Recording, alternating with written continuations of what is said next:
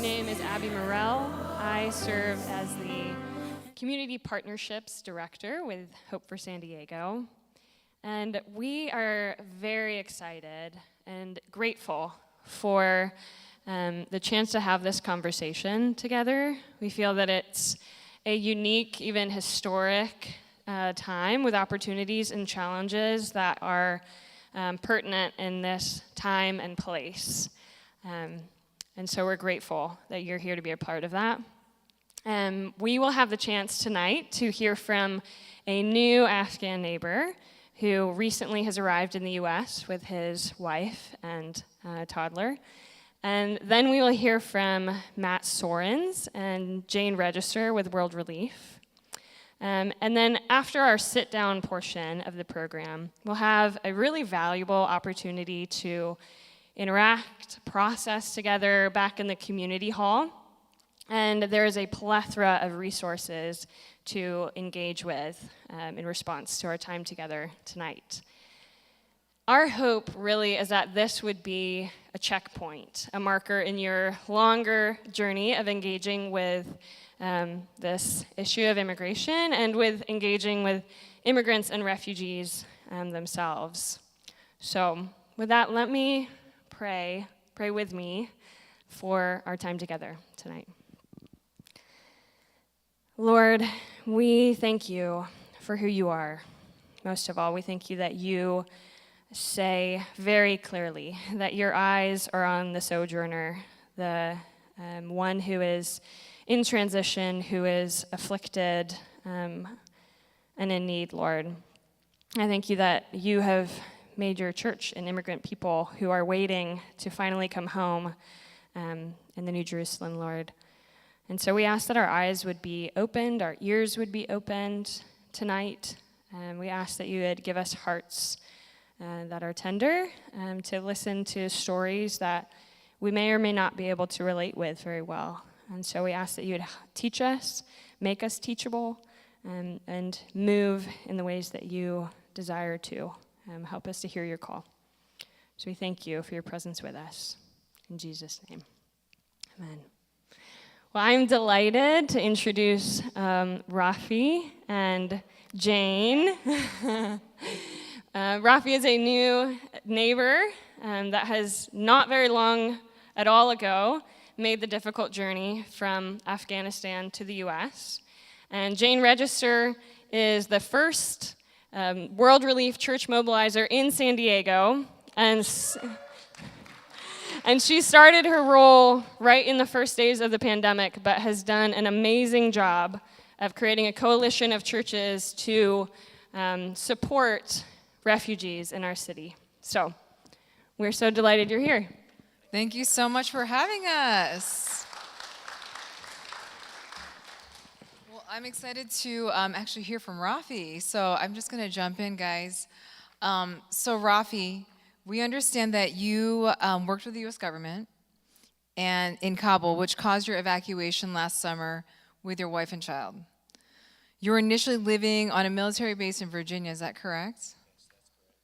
So can you tell us what your experience was like on the military base and how you ended up here in Southern California? Thank you, Jane. I'm so glad to be here. And, the military base was not really built for families. So, you're crammed into a barrack with 15 other families, around 50 to 60 people. You're, sleeping on the bunks, on the soldier bunks, and sharing one bathroom for everyone. Basically, you don't have any privacy, and you don't get proper sleep. It's just hard living in the barracks. And the military camps, you have to stand in the line for several hours to get a lunch or dinner or breakfast. So, and if you have a medical condition, or if you're pregnant or if you're sick, that makes things even harder. Mm-hmm. So, in general, the experience at the military camps is very hard. And, at some point, my wife being pregnant and life being very difficult, we decided to independently depart the military camp. And I was one of the lucky ones who had a sister living in Southern California. So so they asked me, like, are you going to be, are you going to be living in a home? Are you going to have food? And then if that's okay, then you can go. So that's how I got tickets and flew to Southern California. Gotcha, thank you. So how did you end up connecting with World Relief, and how has World Relief helped you? Well, World Relief, it was really interesting because when I came to Southern California, I got to know some other Afghan refugees who had been living here for 5-6 years, and one of them happened to be a client of World Relief 5 years ago. And he said, here's the Facebook ID for Jose Serrano. Message him on Facebook and he might be able to help you. Wow. So I wrote a message saying, I'm a new refugee, I just arrived, I need help, Wow, thank Yes. God for Facebook. Facebook Messenger, Social yes. media, yes. So what is the most helpful, and also what is the hardest thing about adapting to life in the U.S.? I think the most helpful is the fact that if you know the language and you are able to communicate and talk about your needs, that helps you a lot. And I know that there are a lot of families out there who don't have the language skills, who have never worked with, who have never learned English. So that could be very helpful. The challenges are everywhere, but the biggest challenges are the problem of not being able to find a house, not being able to get around because of lack of transportation, and yeah, so those are the biggest challenges. Okay. Is there anything that you wish your American neighbors knew? Yeah. I wish that my neighbors knew that, immigrants go, I think all journeys have their own difficulties, and I wish that, that they knew that it's not just, crossing a border. People come from thousands of miles away to find new life and to find a better life, and at the end of the day, they want to make progress, and they want to be part of this, this new community. So and they're going through a lot of hardship. So I think the more my neighbors would be aware of what we are going through as new refugees, the more they would be able to sympathize and help. Just awareness. Awareness about the challenges, awareness about what we went through to get here. I think, yes, those are the things that I wish my neighbors would know. Awesome, thank you so much for sharing. Let's give it up for Rafi for sharing really briefly. Thank you. So it's my pleasure to actually introduce my colleague and coworker, Matt Sorens. So he's actually the U.S. Director for Church Mobilization. He's authored several books, Seeking Refuge, Welcoming the Stranger, and soon to be released, Unalienable, How Marginalized Kingdom Voices Can Help Save the American Church. So join me in welcoming Matt to the stage.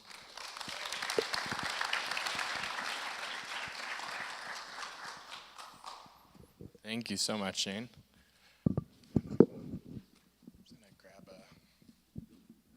No, you're fine. I'm going to take this in here.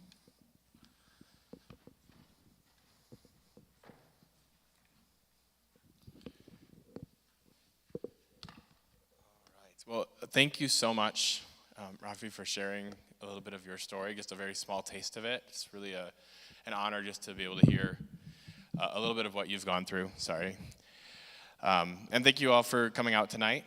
We know there's lots of places you could be on a weeknight, but we are really grateful to have you be a part of this conversation.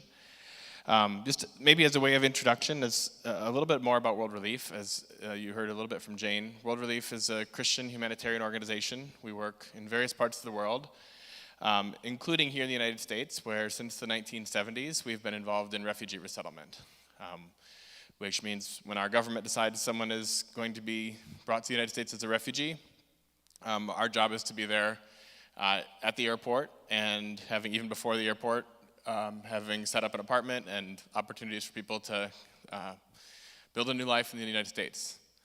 And we don't do all of that here in San Diego. It's other agencies that do that in San Diego. But what we do in San Diego is what we try to do everywhere, which is our mission statement of empowering local churches to serve the most vulnerable and helping local churches come alongside newcomers to the country, whether refugees or those who've come as immigrants of other varieties, and helping them to adjust to life into a new place. But I don't have to tell you that these issues of refugees and immigration issues more broadly are also rather controversial issues. That's been true for a while, but especially for the last 5 or 6 years, we've seen this become a very divisive issue in our country, and frankly, a divisive issue in churches as well. So it was actually a few years ago when the refugee crisis that was in the news was the Syrian refugee crisis. Some of my colleagues at World Relief and I were really trying to think, if we want to be faithful to our mission of empowering churches, we need to better understand how people in local churches are thinking about this issue. We really wanted to get to the bottom of what is motivating people's views. And the thing that was troubling to us when we actually commissioned a survey was among self-described evangelical Christians, only 12% said that their views on issues of refugees and immigration were primarily influenced by the Bible. In fact, the Bible, my local church, the views of national Christian leaders, those options combined came up less often than the media.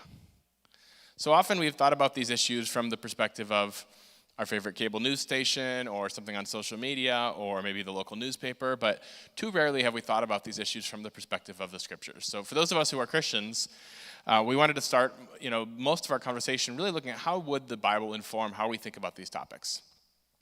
And I'll start with this reality that if we are followers of Jesus, as many of us in this room are, we are followers of a refugee, or maybe an asylum seeker, and I'll make the distinction here in a moment. We can put up on the screen, this is a picture of a nativity set that was actually a wedding present my wife and I got when we got married. And we pulled this out in December, and my daughter, Zipporah, several years back, she was probably 3 years old, this just became her favorite toy for the whole month of December. And, it's got Mary and Joseph and cute little baby and animals and wise men and shepherds. But Zippy turned to me one day and said, "Dad, our nativity set is missing someone. We don't have the angry king." And I thought about that. I've never actually seen a nativity set with a King Herod figurine. Do any of you have that? It's maybe not our favorite part of the story. It's much more pleasant to end the Christmas pageant with the Magi, the wise men, bowing down before Jesus with their gifts of gold, frankincense, and myrrh. And then we can all go home and have a nice Christmas dinner and maybe exchange some presents, because even Jesus got presents. But that's not where the Gospel of Matthew ends that story. In the Gospel of Matthew, we read that Joseph was warned in a dream that Herod, this angry king, this paranoid, tyrannical king, was coming to kill all the little boys in Bethlehem in what was basically a genocide. And Joseph was warned to get up in the middle of the night to take Mary and Jesus and escape, to flee across the border into Egypt, where they would be safe. And in that sense, Jesus was a refugee. Of course, they didn't have formal legal definitions for a refugee at the time. We do now, in both U.S. law and international law. A refugee is someone who had fled their country because of a well-founded fear of persecution on account of their race, religion, political opinion, national origin, or social group. Now, by that definition, the UN estimates that there are 26.5 million refugees in our world today. It's actually a larger number than at any point since anyone has been tracking numbers. And if you think about that definition, to be a refugee, you have to be outside of your country of origin. So that doesn't include another 40 to 50 million people who are displaced within their countries by some of the same forces, but they just haven't crossed a border. Now, I mentioned maybe Jesus was actually an asylum seeker. The distinction, again, they didn't have these legal distinctions when he was fleeing to Egypt, but under U.S. law, an asylum seeker is basically someone who makes it to the destination country, like the United States, and professes to meet the definition of a refugee. That is to say they have a credible fear of persecution for one of these reasons. But until such time as our government has verified if they meet that definition legally or not, and if they have the evidence to prove it, they're not considered a refugee, they're considered an asylum seeker. A couple other terms that are worth explaining, not because they apply to Jesus' story, but they're relevant to some of the dynamics in what we're seeing in the news today. One is a special immigrant visa. So a special immigrant visa is a visa that Congress created a number of years ago specifically for individuals from Afghanistan or Iraq who are facing a threat of persecution because of their service to the U.S. military or some other part of the U.S. mission in those two particular countries. And notably, to qualify for a special immigrant visa, you didn't need to be outside of the country. But that actually is part of the challenge, because even though Congress passed a law saying that these visas should be adjudicated within 9 months, that just never really happened. And so what happened when Kabul fell to the Taliban is you had tens of thousands of people with pending special immigrant visa applications who already had some degree of concern of persecution, whose fear went very much higher when the U.S. military presence was no longer there. And many of those individuals were part of the evacuation that happened in the end of August. Another legal dynamic that's worth mentioning is something called parole, which is not my favorite term in U.S. immigration law because it sounds like you're leaving prison. But for immigration purposes, it has a distinct meaning. It basically is a tool that the executive branch of our government has to bring people into the United States in a humanitarian emergency. And this is actually, when we talk about Afghan refugees, they are indeed people who have left their country and have fled a credible fear of persecution, but technically they didn't come as refugees to the United States. They were brought with parole status. And the most important distinction there, and it's a troubling distinction, is it doesn't inherently lead to permanent legal status. Some of those individuals can still qualify for a special immigrant visa once they're here, but most actually probably don't qualify for those. If you were fleeing something other than persecution for your status as an ethnic minority or religious minority, but you didn't meet the qualifications for serving the U.S. mission, you wouldn't qualify for a special immigrant visa. And we're told it's probably about a little bit more than 40% of the parolees who may have that qualification. But it's a really troubling situation for others who don't have a clear path to permanent legal status unless Congress takes some sort of action.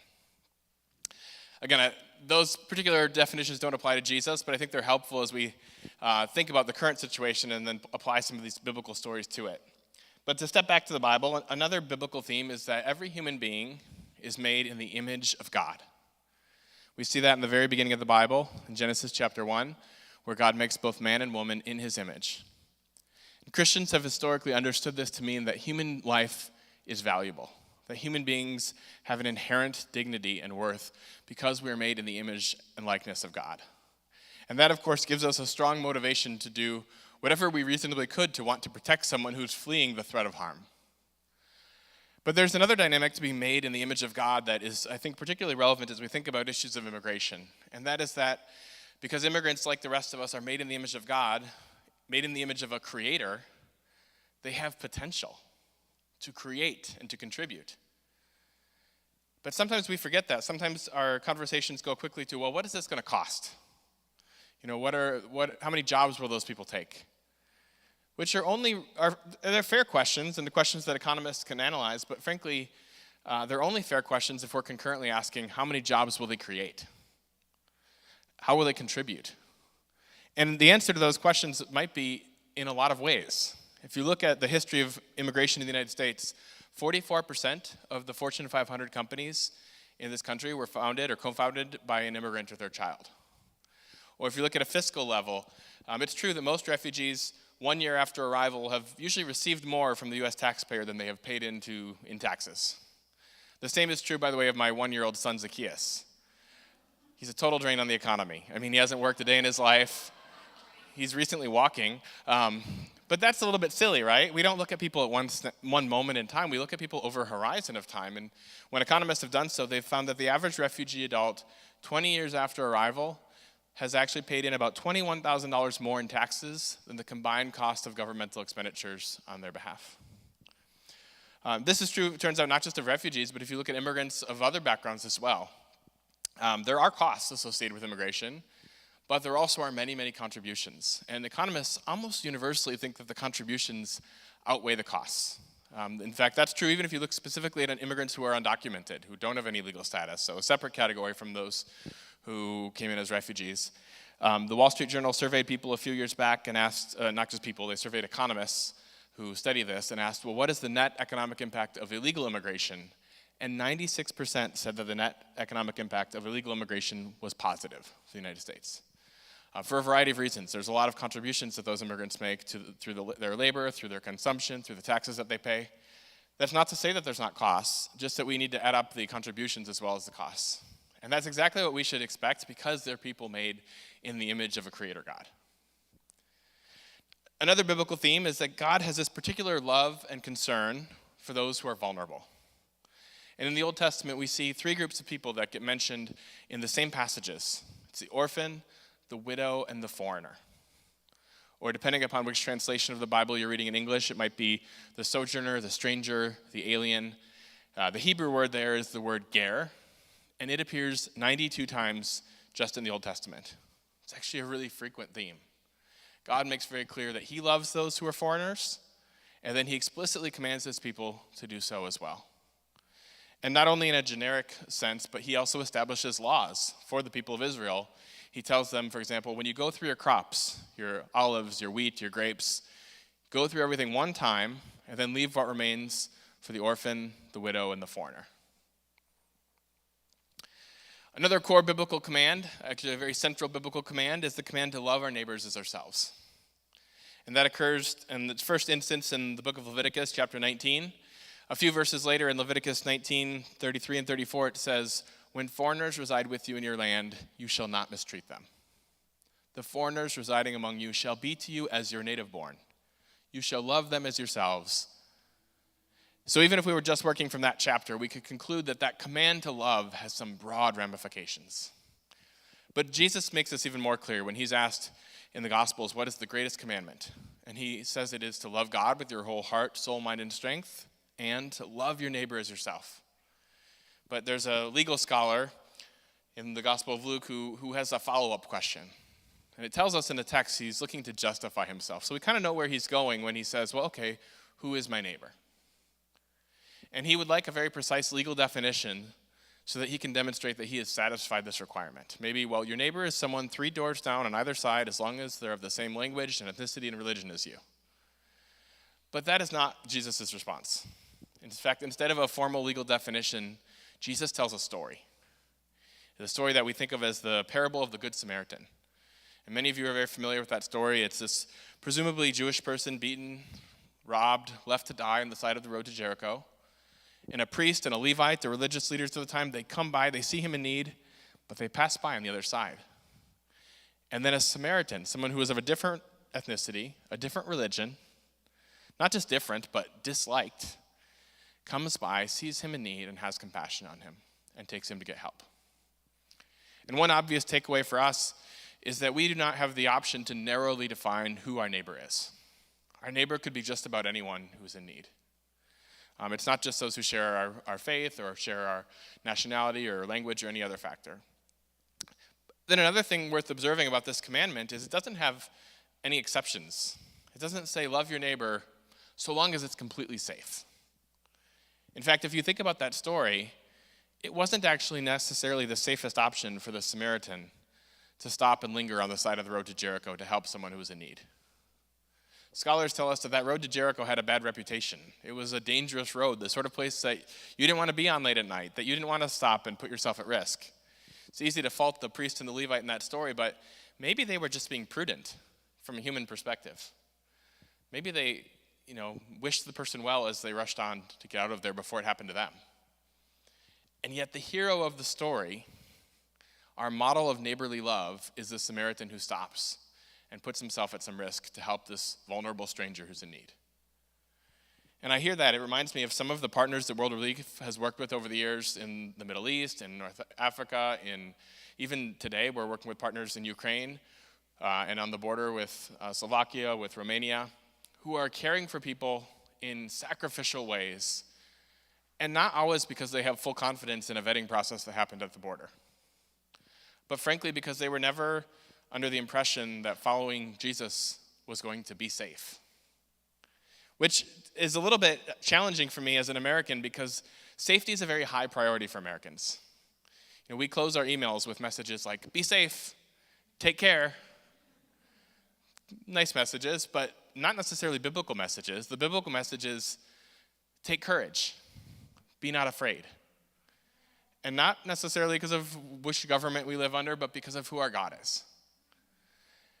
The irony in all of that, even as we admire and appreciate our brothers and sisters in Christ who are very bravely serving people in other contexts of the world, is that in the U.S., it is incredibly safe to welcome refugees.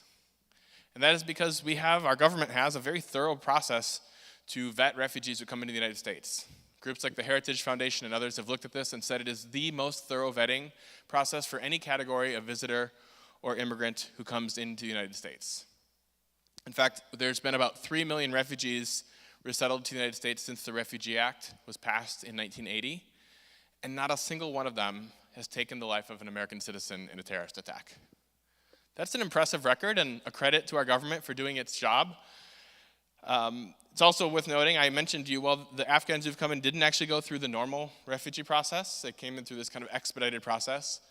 But it is important to know they still did go through background checks and biographic checks, biometric checks. Those planes that left from Kabul didn't come directly to San Diego. They went to neighboring countries where they had time to do some of those checks. I actually talked recently to Elizabeth Newman, who was the Assistant Secretary of Homeland Security for Counterterrorism under the previous administration. And she said, having talked to her former colleagues at the Department of Homeland Security, she had a lot of confidence in that process, that they had done their job to make sure that they're bringing in people who qualify and not, the wrong people. Now, someone might say, okay, but that's refugees and others who go through this uniquely thorough vetting, but what about someone who just sneaks across the border? So a different category, and isn't that a security concern? Well, to be really clear, we've said at World Relief for a long time, we think it's appropriate to have secure borders. We think that our government has a responsibility to know who's coming in and who's going out and to do whatever is reasonably possible to keep out someone seeking to do harm. That's an appropriate function of government. What's not necessarily reasonable is to presume that people who have come unlawfully, whether they cross that border unlawfully or maybe they overstayed a temporary visa, are disproportionately a threat to public safety. And the reason we can say that is we have a lot of evidence on that question. In fact, some of the best evidence actually comes out of Texas. So I know you cannot read this slide, but the blue line on this graph, and Texas happens to be the only state out of 50 that tracks the immigration legal status of felony convictions. So we know it's also a pretty good case study because there's a lot of immigrants in Texas, and there's no reason to think that they are particularly different than immigrants in the rest of the country. If you look at this slide, the blue line is native-born U.S. citizens, which is my category. The red line is lawfully present immigrants, including anyone who comes as refugees or all the Afghans who've just come. The green line is undocumented immigrants, so anyone without legal status. And you'll notice the blue line's on top for crime rates, whether it's violent crime or property crime, drug violations, then the red, then the green. Now, I don't tell you this so that you would be afraid of your native-born U.S. citizen neighbors. Just to say that it's not particularly rational to be afraid of your immigrant neighbors, whether they're present lawfully or not. Now that brings up a whole nother complicated question, which is, well, how do we think as Christians about immigrants who are not lawfully in the country? Which again is a separate question than refugee resettlement or the Afghan parole program, but it is a pretty significant question. There's probably about 11 million immigrants who are not lawfully present. Again, that breaks roughly in half between people who crossed the border unlawfully versus those who overstayed a temporary visa. Most of those people, it turns out, have been here for 10 years or more. And for a lot of Christians, there's a tension point because on the one hand, we want to love and welcome people, but we also want to follow the law. And there's biblical reasons for that. Probably the most common biblical passage that gets brought up in these conversations is in Romans chapter 13, where we're told that we are commanded to be subject to the governing authorities, that God has established government. So we don't have the option to just dismiss laws that we find inconvenient or that we don't like. So it begs the question of, should we love and welcome people or should we follow the law? Well, I'm pretty sure that I have the answer for you tonight, and it is yes. The good news is there's not an inherent contradiction in those instructions. At least in California, and at least at the current moment, and this could change, but there's nothing against the law with having your neighbor over for a meal, regardless of if you think you know what their legal status is. There's nothing against the law with a church running an English class, or a food pantry, or baptizing someone, or serving them communion, or teaching them Sunday school, or letting them teach Sunday school to you. So long as there's not compensation involved. Where it does get a little complicated legally is in terms of employment. But in terms of any of the normal ministry that a church would do, or that an individual citizen would do with their immigrant neighbors, there's no law that says if you suspect someone may not be here lawfully that you should report that. That just doesn't exist in our legal system. Now, I should note that we could change laws and make those things illegal, and we've been very concerned at World Relief that any sort of change in that direction that would be, in our view, a really significant restriction on our religious freedom. When the state starts to tell the church, you can minister to these people, but not to these people.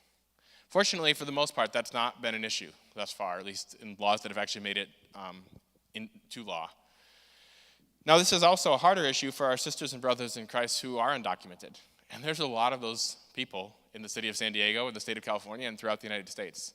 I go to a Spanish-speaking church where this is a reality for a lot of the people that I worship with most weeks. And one of the things that I think is really important to know is that so many of them are not here unlawfully because they just kind of casually don't like laws. It's in almost every case because they didn't qualify to come lawfully in the first place, and now once they're here, they still, in the vast majority of cases, have no option to change their status.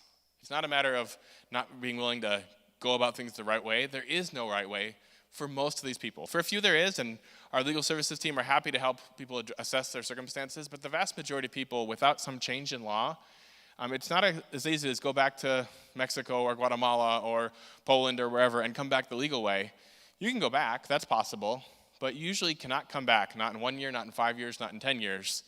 And that's a matter of the way our immigration laws have been structured for the last several decades.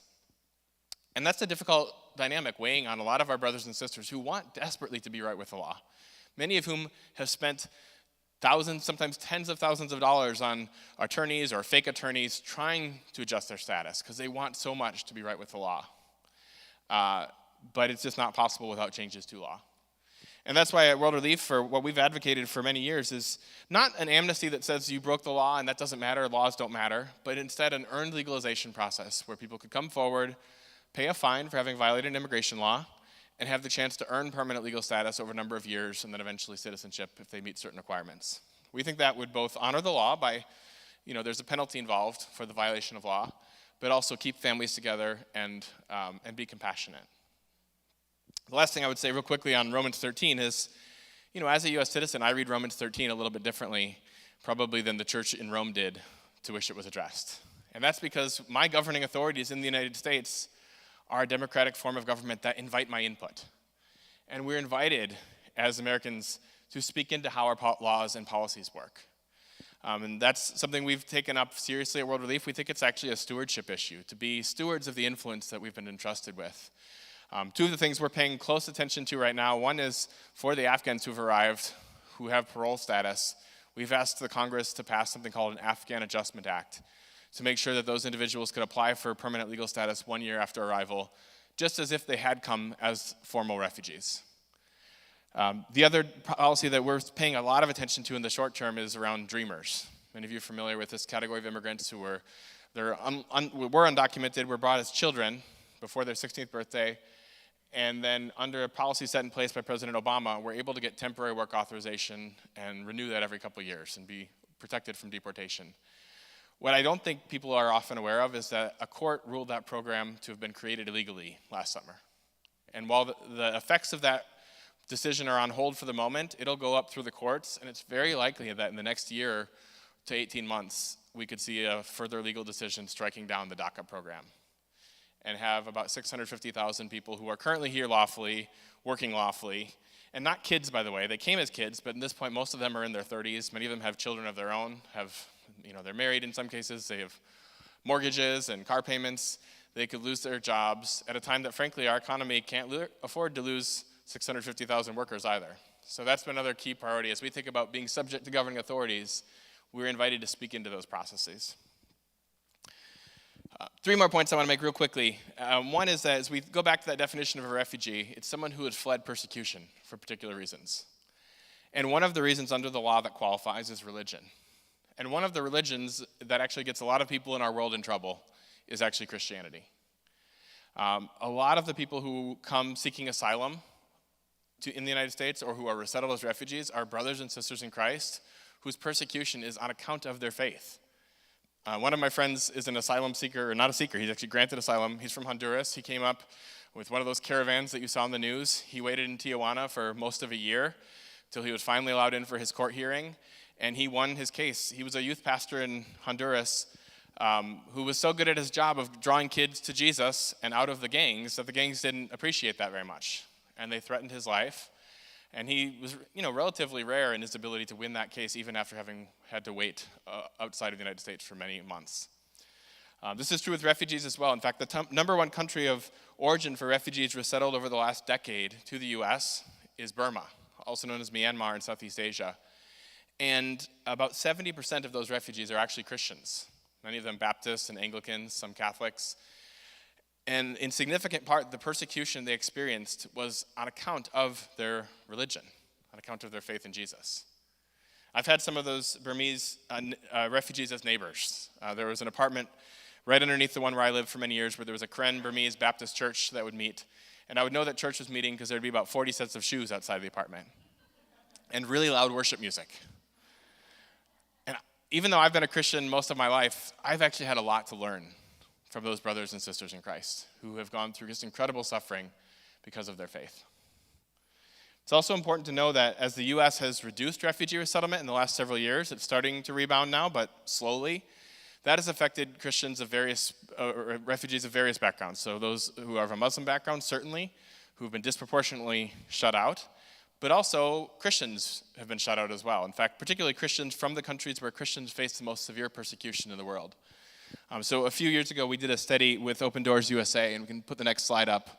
Actually, jump ahead, yeah. This is the number of Christian refugees from the 50 countries on the Open Doors World Watch List of countries where Christians face severe persecution in the world.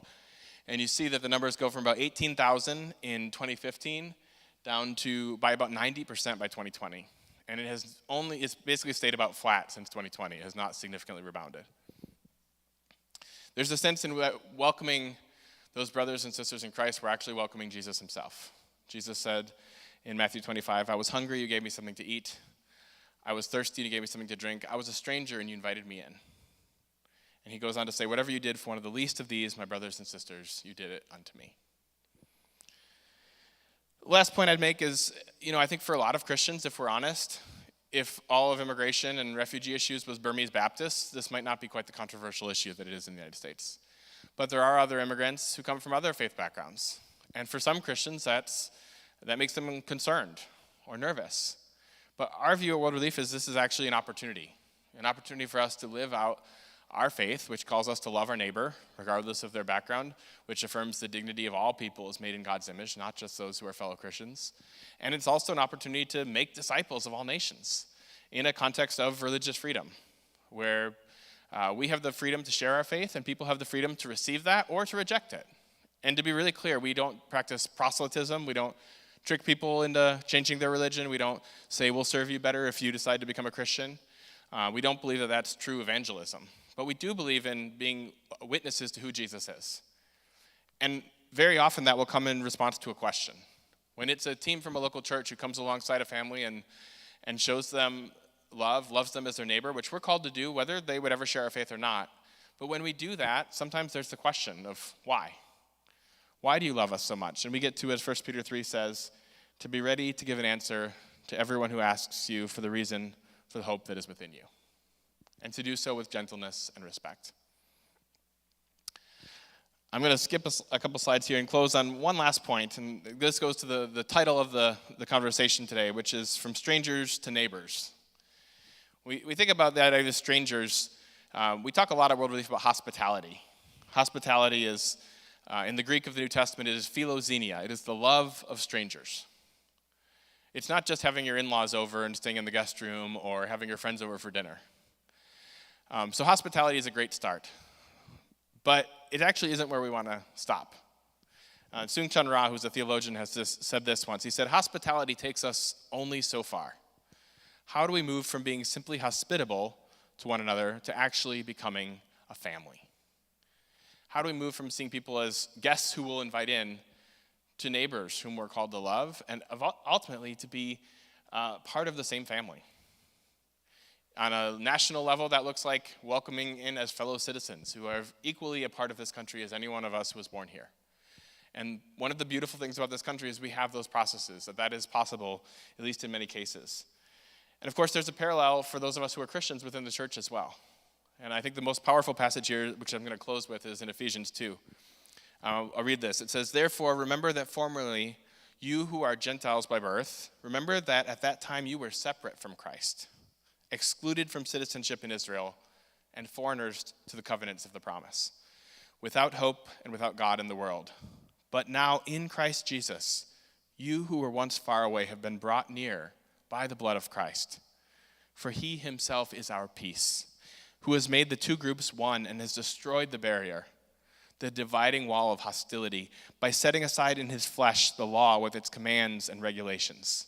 His purpose was to create in himself one new humanity out of the two, thus making peace, and in one body to reconcile both of them to God through the cross, by which he put to death their hostility. Consequently, you are no longer foreigners and strangers, but fellow citizens with God's people and also members of his household."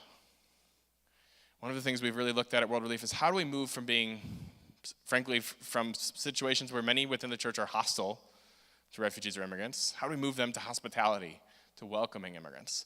But let's not stop there. What does it mean to push forward to being household, to being part of the same family? And of course, this is talking in the context of the church, of the divide between Jews and Gentiles, and I'm on the Gentile side of that, is to think about the reality that I was excluded from citizenship in God's kingdom, but for the grace of God and for the action of Jesus on the cross of Calvary.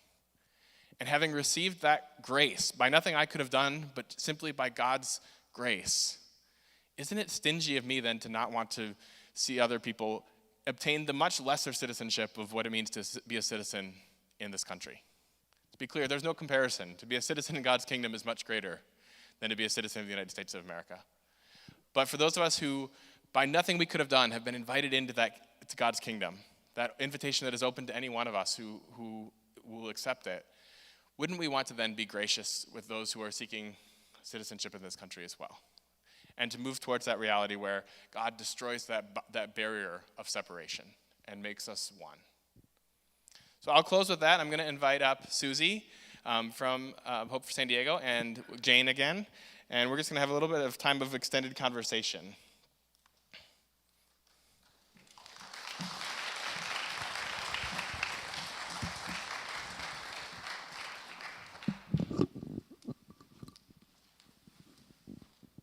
Thank you so much, Matt. I'm Susie Fixie, and I'm the director of Hope for San Diego. And I'm sure a lot of you probably have questions, and I'm not going to cover all of them, but I'm going to ask a couple, and Matt and Jane will both be available afterwards for you guys to corner them and ask the really hard questions. Matt, thank you so much. You always do such a good job of explaining just the call we have as Christians to love and serve our neighbors, and particularly refugees. I'm curious what you would say is kind of the unique place that the church can play in this. Like in San Diego, the government is doing some things, and there's lots of nonprofits and cultural institutions. What can the church do that kind of nobody else can? Yeah, I love that question. You know, I mean, the church can do some of the same things others can do, but what the church can do quite uniquely is that the church is made of people. And, you know, the resettlement agencies are doing the very best they can with limited resources to check off items of a to-do list of basic services that they need to provide. But they just don't, I mean, when you have dozens and dozens of cases, you can't be best friends with every family that's arriving. And yet, you could have a team from a local church go and actually be very dear friends with a newly arrived family. And that's one of the things we've heard over the years at World Relief from a lot of the families, both refugees and other immigrants, is that when they first arrived, what they really needed was a friend.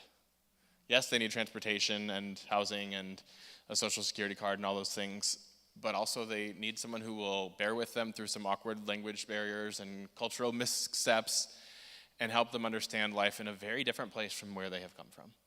And I think that's been our ministry model for decades. And there's other things the church can do too. The church can advocate and has a unique voice into that. The church can provide resources both here in terms of helping make that ministry possible, but also addressing some of the root causes that can create refugee issues before they occur.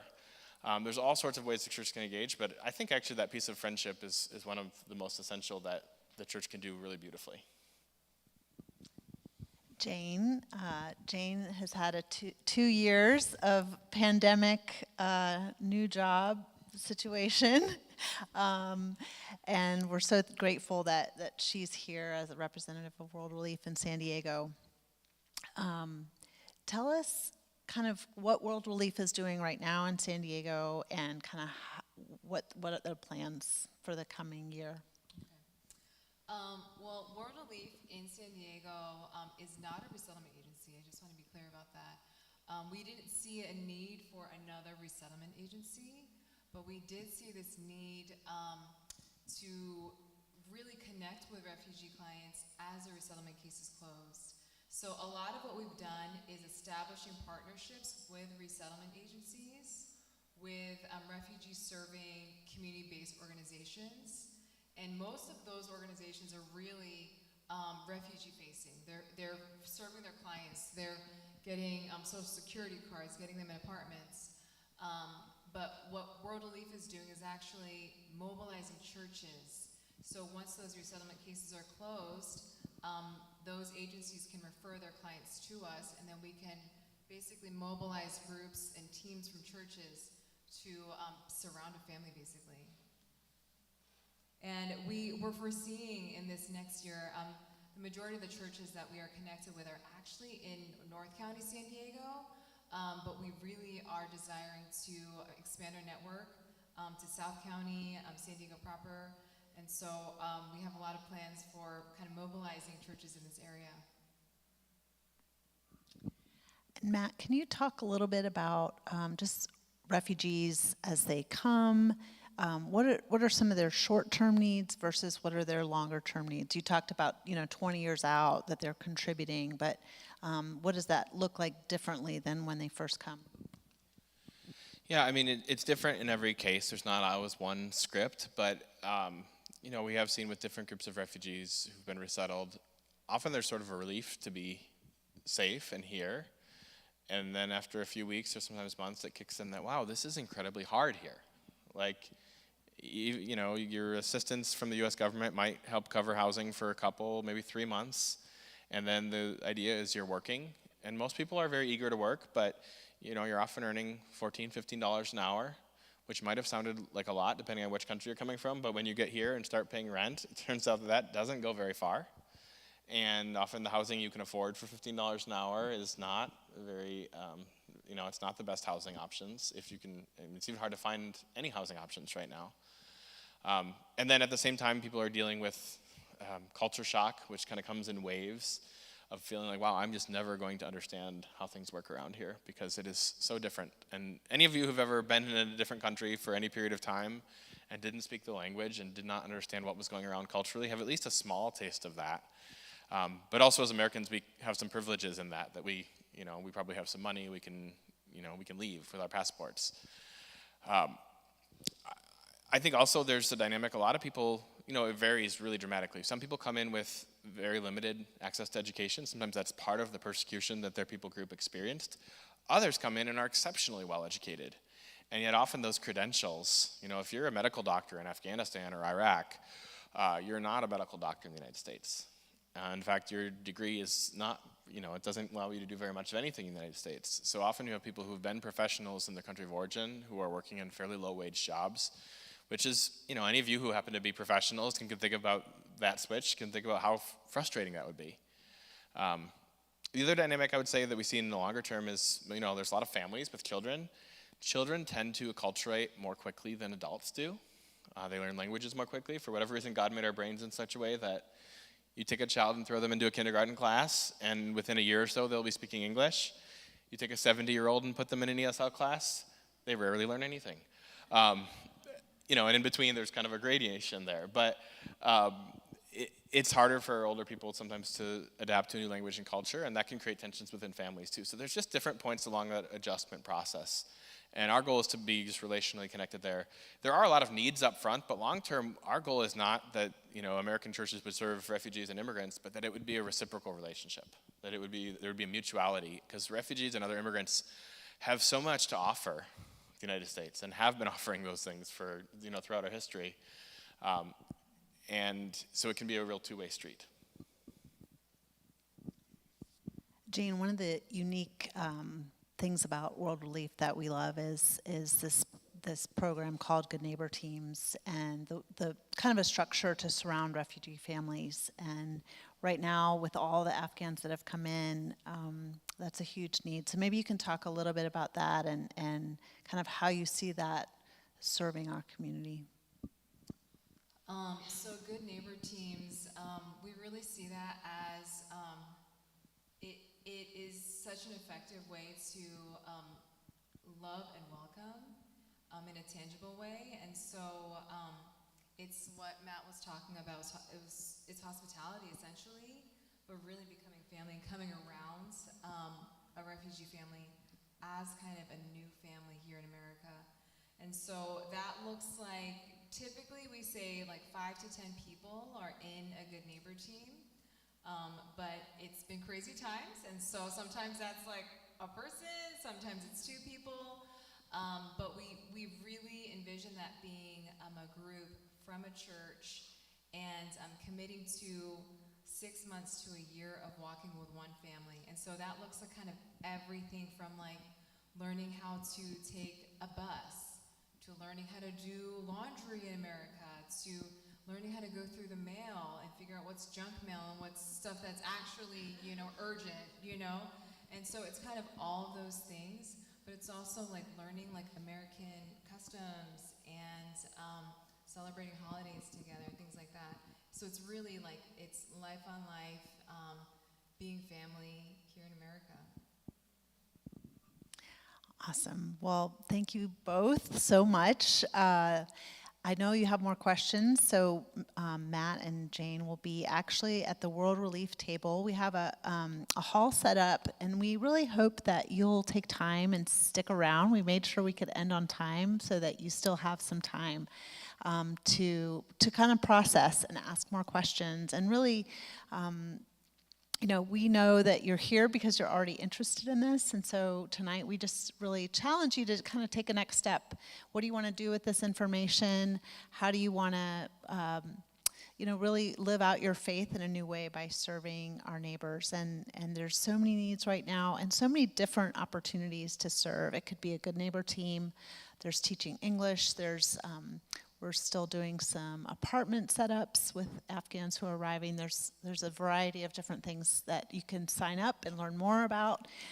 So there's a World Relief table in there. There's a table where there actually are some volunteers who work with Good Neighbor teams that would love to share a little bit about that experience.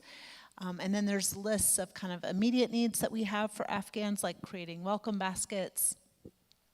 We're collecting shoes during Lent with Hope for San Diego. So I hope that you'll enjoy that, ask questions. There's also some wonderful food from the MAKE project, which is they employ refugees. And so we have some unique food to enjoy. And this wonderful artwork, there's more back there from Art Inspiring Change, which does art therapy with young, mostly Syrian women. So I love that. Take courage. Don't take care. Take courage as you go out and think about how God would use you with immigrants and refugees in San Diego. So thanks for coming.